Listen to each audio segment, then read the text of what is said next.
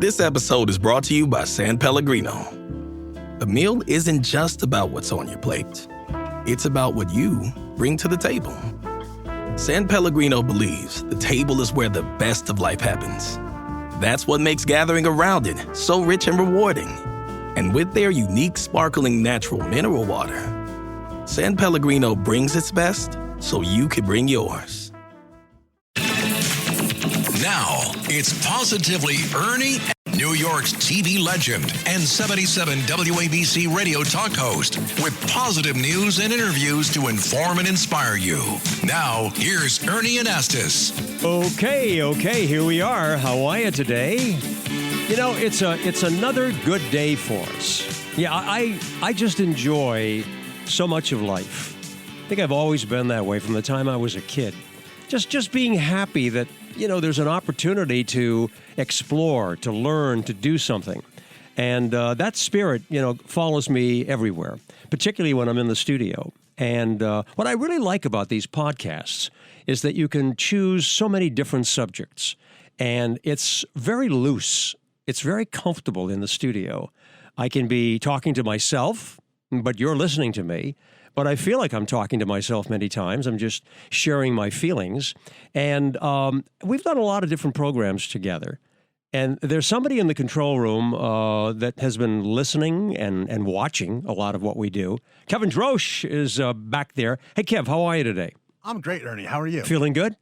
Feeling great. Yeah, you know, you listen to a lot of programs, a lot of things that we do on a day-to-day basis. And you ever get bored?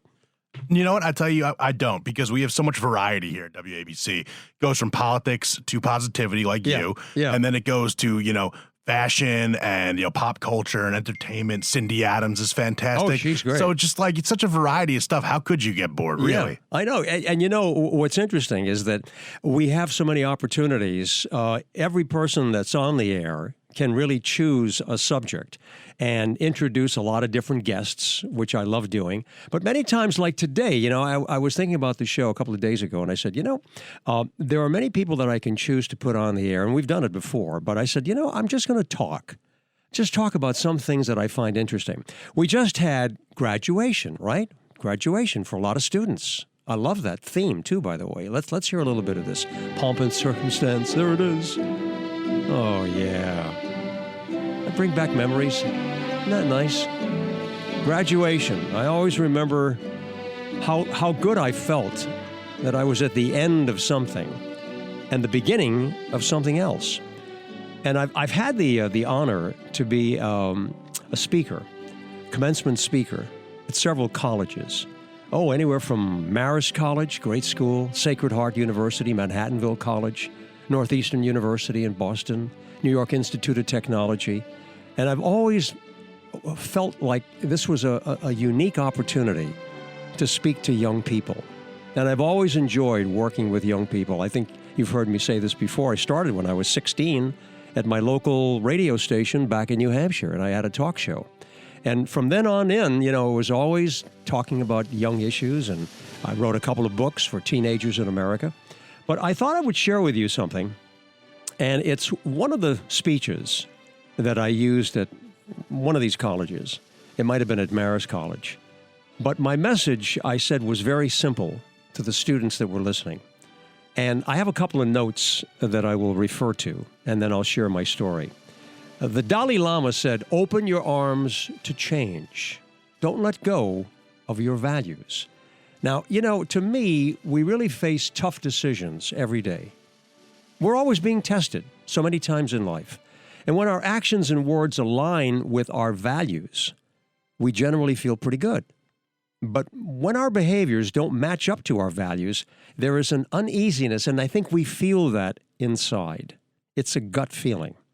So making a deliberate and conscious attempt to identify which values are the most important to you, I believe, is needed to keep our anxiety low and our happiness and sense of personal worth high.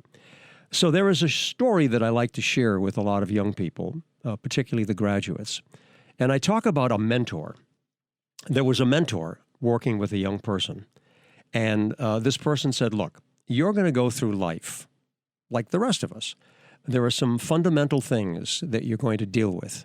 You are unique, you're special, but you also have some of these common situations that you will live with in life. Now, the mentor said, I'm going to give you a visual so you can get a feel for it. Let's think of these as balls that you just juggle. Okay, you're juggling these balls, and they have an identification in life. And what are they? He said, okay, the first ball is work, family, friends, health, and reputation. Those are the 5 balls basic in life.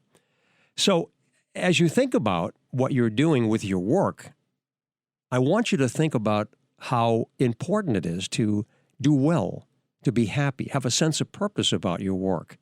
Never feel that, you're bored. If you can avoid that, try to feel excited about what you do and feel that you have a special gift, your own gift, that you're going to share with other people and share with the world, maybe make the world a better place. I know that sounds like a beat-up expression, but there's a lot of truth to it. So you have the ball work, and work is a lot of fun. It's exciting for you. I want to have you excel at whatever you do. But remember that ball, that work ball, is rubber. It's a rubber ball, and it'll bounce. It's going to bounce against the wall. It's going to bounce up, down. You may have success. You may have some failures. You may have some learning experiences. But don't worry too much about work because it is a rubber ball. I want you to visualize that. So the mentor continued and said, okay, now, let's stop for a minute. What are the other balls that I talked about? Family, friends, health, and reputation. Now, here's the difference. Those imaginary balls are made of glass, okay? You drop one of those, you can chip it or you can shatter it completely. You have to be very careful about that. We have to recognize that we do have values in life. And our lives can become less stressful and more productive, more meaningful when we acknowledge our personal values. Many times, I've worked with so many people over the years who have had huge success, and I'm not going to name drop, but really successful people. And many of them have said to me, it's a hollow victory. And I said, why? Why is it a hollow victory? Because I've achieved so much, but I also sacrificed so much. Now, I'm not being judgmental here. I'm just telling you what I have heard from people that I've talked to who have been very successful. They gave up their lifestyle. They gave up their health. Many people got sick. Many people got into bad habits. And we know there's a list of things that we can get into. Destroyed their home life, lost their family in many ways. Tragic stories. And yet they've had this huge success. But they've described it as being hollow, that there was nothing in there after it was over. And so, these stories are important because I think we have to learn as we go through life. We have to learn from our own experiences, and we have to learn from other people, right, Kev? I mean, this is how you grow in life, by learning things that are happening to you in life and others as well.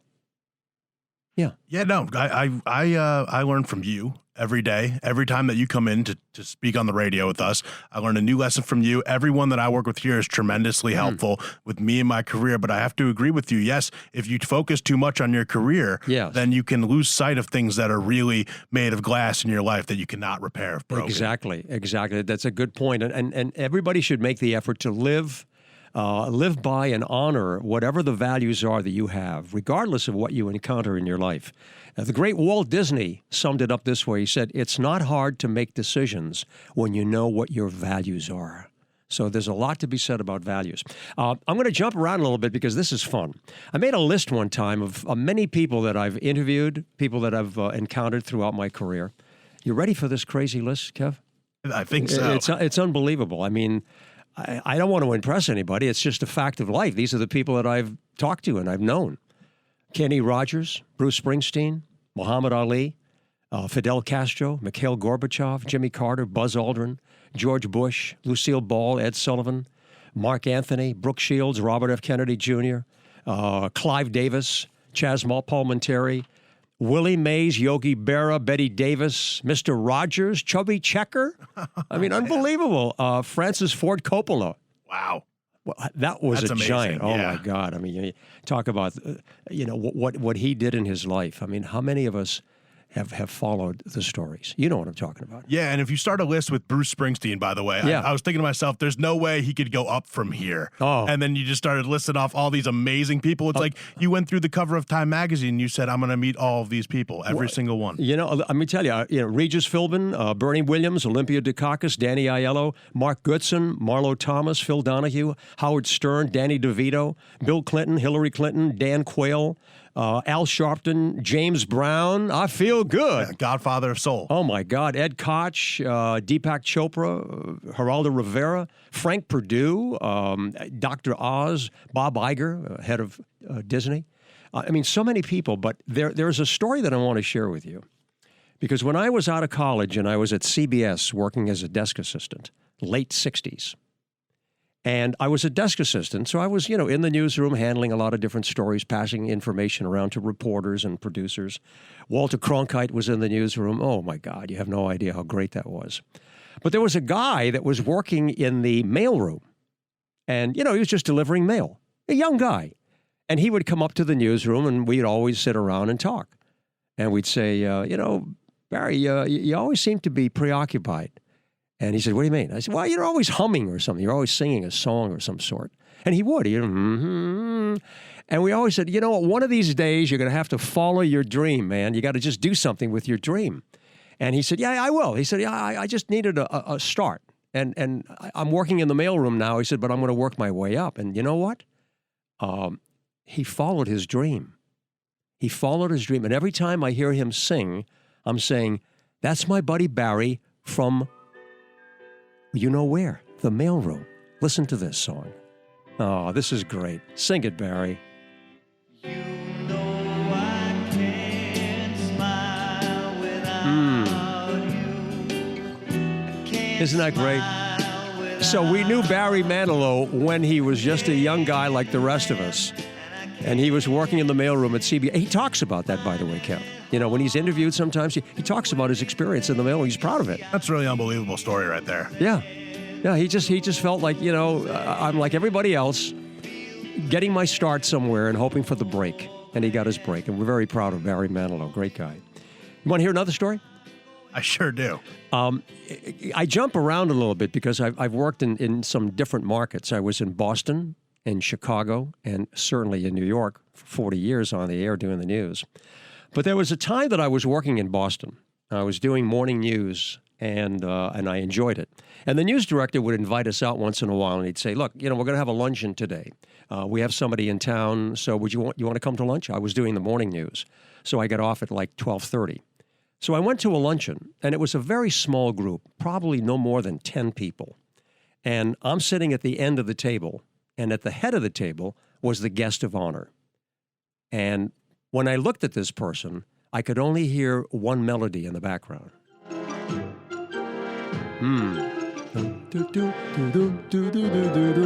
Everybody knows that theme, right? Alfred Hitchcock Presents. Woo! Yeah, I'm sitting there with Alfred Hitchcock, right? And a large man sitting at that table and a full face. And I was a little taken back by it. This was early on in my career. Can you imagine sitting there with Alfred Hitchcock? I mean, that's an icon right there. An icon. Talk about starstruck, right? Unbelievable. And I'm saying, what am I going to talk to this guy about? So as we continued with a little light conversation, I said, okay, I'm going to get a little interesting here. Mr. Hitchcock, when I've watched your television show, Alfred Hitchcock Presents, and your amazing movies, I often think, how do you think about these ideas? Where do you get, the plot? Where do you get the start? How do you get the finish? How it ends? How do you get these ideas? And he looked at me and, he had that big full face and he was talking like this. And he said, Ernie, these ideas come to me at a very inopportune time. I said, really? Yes. And I said, when these ideas come to you, what do? Well, he says, I write them down on a piece of paper. I said, is that right? You just write them down? Yes. And you save those papers? Yes, I do. And I was just looking at him in awe. And as he sat there, he reached into his pocket and he pulled out a bunch of crumpled pieces of paper and slammed it on the table. There, the future. And I said, "Oh my good! I mean, what was there? The birds? I mean, what kind of movies?" You probably just pulled out a few $1 million and 10 awards, right, from that chunk of paper. Unbelievable. When I think about things like that, and I'm saying, that was an extraordinary moment for me, and I wanted to touch the little pieces of paper, but I didn't dare do that. And I wanted to look and see what kind of secrets are in there. But, that was extraordinary. Alfred Hitchcock, what a giant. Now, may I ask you a question? What year was that when that happened? It's around 1971, 72. Oh, wow. Okay. Yeah. I go back. I've had an interesting time. Quite a career, yeah, absolutely. I love all the stuff that I do and still do. But I just thought this would be a little fun. I mean, do you like me sharing these stories with you? Oh, I think it's so great. Ernie, I grew up watching you on TV. A little bit younger. I was born in 1995. Okay. And when I was a kid, I would watch Fox 5 News. Sure. Mostly because, and don't take offense to this, you were on right before The Simpsons. Oh, so yeah. I always associate Ernie Anastas throwing to The Simpsons, which was my favorite show of all time. So it always left such a pleasant memory. And then when you came to work here, I went, there's Ernie Anastas. The guy right before The Simpsons giving us the news, and he looks exactly the same. He looks great, and his energy is awesome. I appreciate that. To me, when I think about the honor, and I say that, an honor to be on the air in New York all this time. And when people, see me on the street, then they yell out my name and they want to take a picture or they want to talk a little bit. I can't tell you, Kevin, how that makes me feel. And that's a genuine expression. Oh, yeah, absolutely. I really feel that way. Yeah, if you love the city that you're doing news in, it's great. How does PwC take your company to the leading edge? They bring the sharpest minds in tech to your team so you can bring the ideas that will transform your business.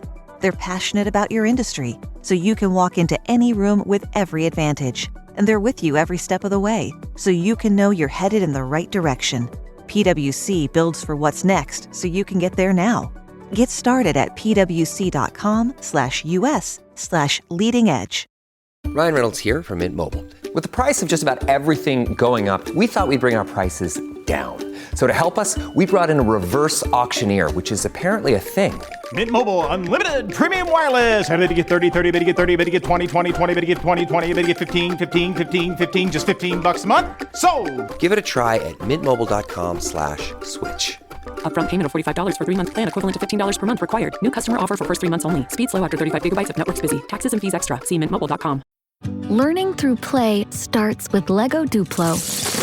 With Lego Duplo, toddlers can develop real-life skills while having fun with colorful bricks made just for them.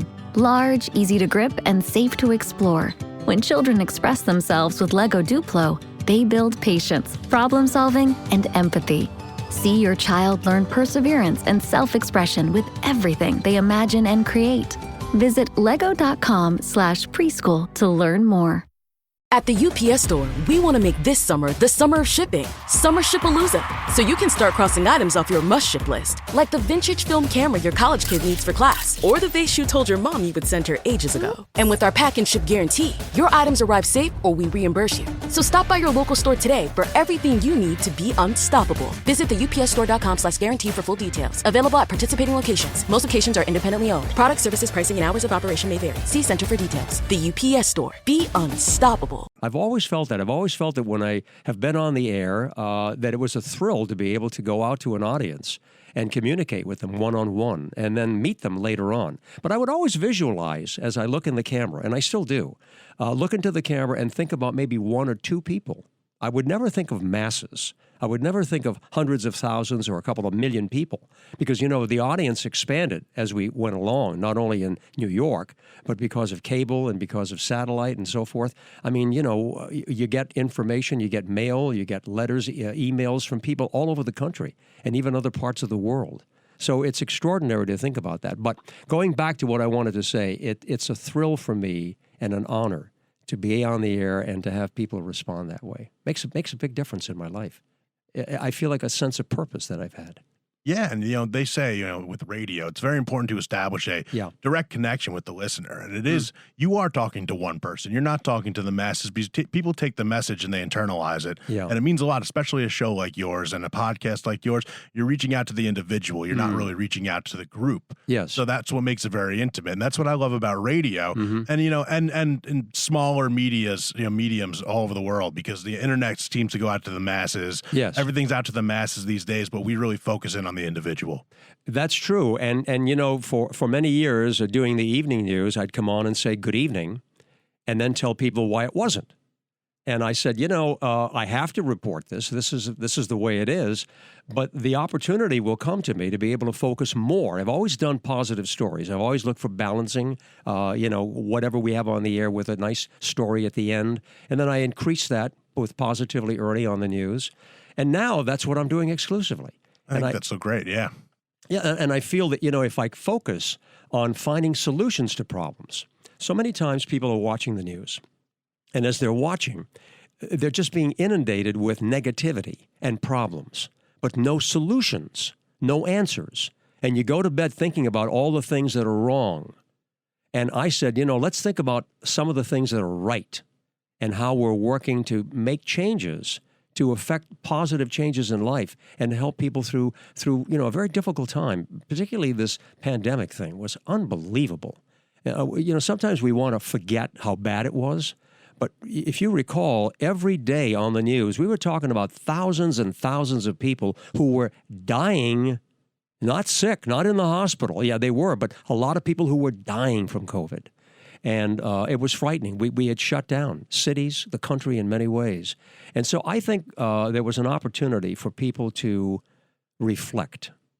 I think it's a time of reflection because I've interviewed and talked to a lot of people who have said, I've had an opportunity to just look at my family, look at my life, and say, what is this all about? And that's why a lot of people have chosen to work somewhere remotely and to live somewhere else, to avoid some of the commuting, to avoid a lifestyle that they don't want anymore. But I think that, understanding what your gifts are, what your values are, what's important to you, I think can make a huge difference in your life. What do you think, Kev? Yeah, I think COVID for a lot of people during the pandemic, it was they were striving. They were trying to find a connection with other people. They might have reassessed certain points of their life. I know I did. I know I wanted to get out there and really started pursuing media. Yeah. And that's what I did during COVID. I kind of strapped down. I was working at a small radio station. I said, now's a perfect opportunity for me to really find what I want to do in life. And I made that change, and here we are now. And I think a lot of people took it for positive. A lot of people took it for negative. But at the same time, it was a monumental moment in everyone's life that went through COVID. Absolutely. No one left unaffected, I don't think. No question about it. And it was an unprecedented emphasis on our universal human connection, because we were hearing about people not just in this country, but around the world who were suffering and who were dying from this pandemic. And it makes you think again about your own life, and it encourages, I think, people to think about their authentic lives. Who are you? What you just said. Who am I? What do I really want to do with my life? I had a teacher once that said to me, whatever you enjoy doing will be the avenue to your success. So what is it that really turns you on, gets you excited? And I think we have to think about that, and it gives you a stronger awareness of yourself. It gives clarity to your life and a sense of purpose. I love that.